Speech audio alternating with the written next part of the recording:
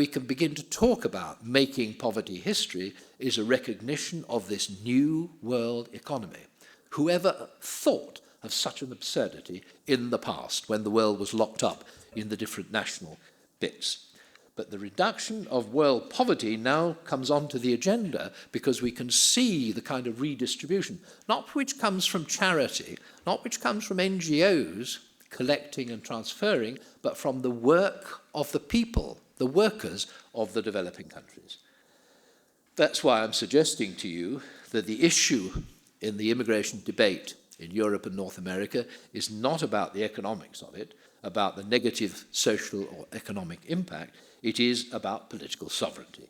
And it constitutes, therefore, an existential crisis for the state. I'm sorry to use that phrase, it does sound a bit pretentious, but that is what I think is the issue at stake. I am reminded that in 1949, Winston Churchill set up a secret committee to consider immigration into Britain. There were at that time 7,000 West Indians in the country, 7,000. But already that wily old fox, Churchill, was beginning to sense this is going to destroy the British nation and the British government if we allow it to go on. That's why it was a secret committee as well. So now,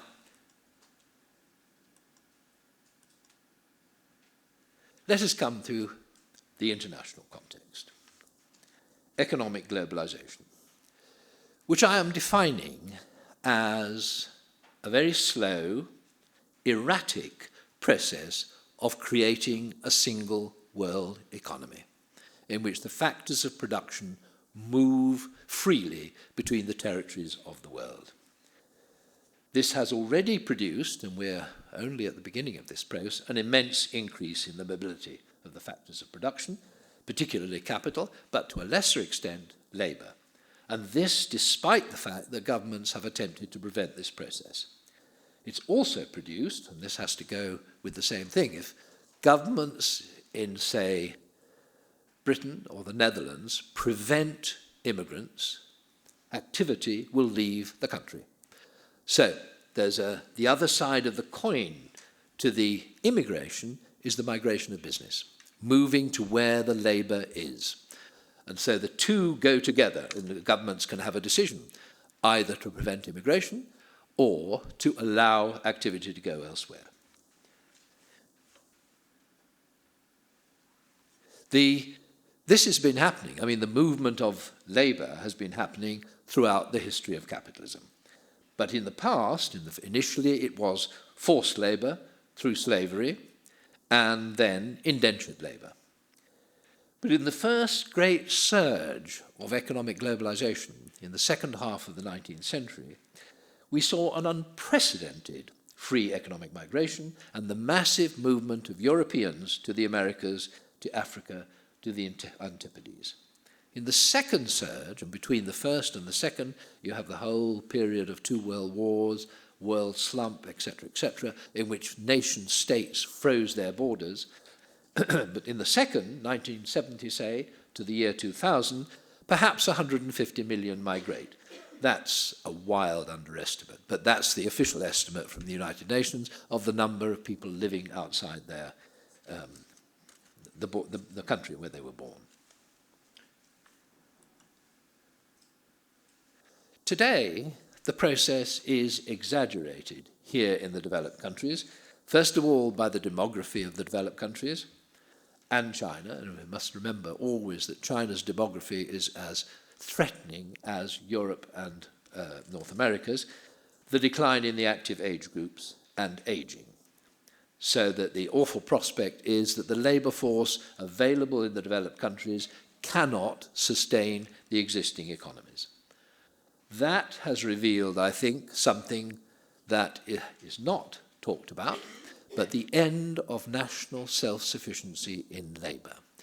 No country now produces a labour force adequate to running its economy. Its economy is, of course, continually changing, so there's a changing demand for labour. But in the sense of the absolute numbers, it can no longer cope. This is exaggerated by the demography. This is particularly sharp in the question of skill intensity. The European and American economies have been driving hard for the last 2 to 3 decades to increase the skill intensity of production. And the domestic supply of skills is increasingly inadequate. So the question becomes, the cutting edge of this is not so much unskilled labour, but the highly skilled labour and the increasing dependence of the developed countries on imported skills. I mentioned there the 2000 US census, which showed that 47% of scientists and engineers with PhDs are foreign-born. That is to say, a larger and larger component of the skilled labour force of the United States is immigrant. And that is recognised as most powerful in research fields, in research and technology. 2/3 of the net addition of such workers between 1995 and 2000 were foreign-born.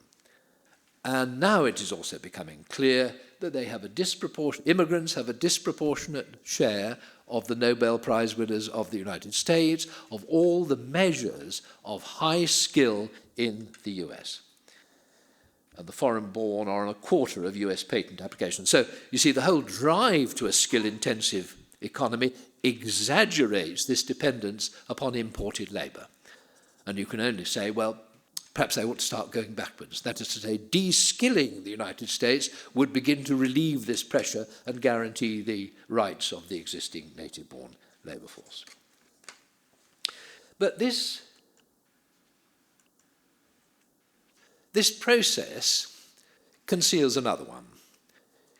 We're just looking at it, as it were, from the developed countries and their growing dependence upon the supply of skilled labour from the rest of the world, part of their growing dependence upon unskilled labour from the rest of the world too. But underneath that, as you would expect theoretically, national specialisations are emerging. Different countries are beginning to contribute.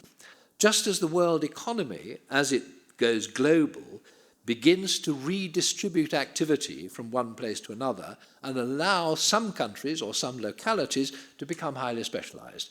We've seen the process under capitalism in economic history, very long process of time. But now it's taking place global. And that is tending to become exaggerated in the field of the provision of skills. I mentioned the Philippines there, who followed an almost deliberate government policy of overproducing nurses, for example, and overproducing merchant naval seamen in order to supply the rest of the world, so that the bulk of merchant seamen today are Filipinos. And as you know, the bulk of the nursing staff and much of the caring profession are also Filipinos. So that's the beginning of specialisation in that area. A short time ago, I travelled south from Chennai in India and counted 140 engineering colleges. India is aiming to capture world engineering, and over the next half century, no doubt, they will do it. And people who want engineers in Britain or the Netherlands or the United States will have to hire Indians, not necessarily Indians, because other people, indeed the Chinese, are doing the same thing. It remains a competitive market. But under the surface, you see, all this kinds of specialisation is taking place, as also in medicine, as also in IT. And the dependence of Silicon Valley upon Chinese and Indian high-tech people has long been apparent, particularly the startups in Silicon Valley, which are overwhelmingly dominated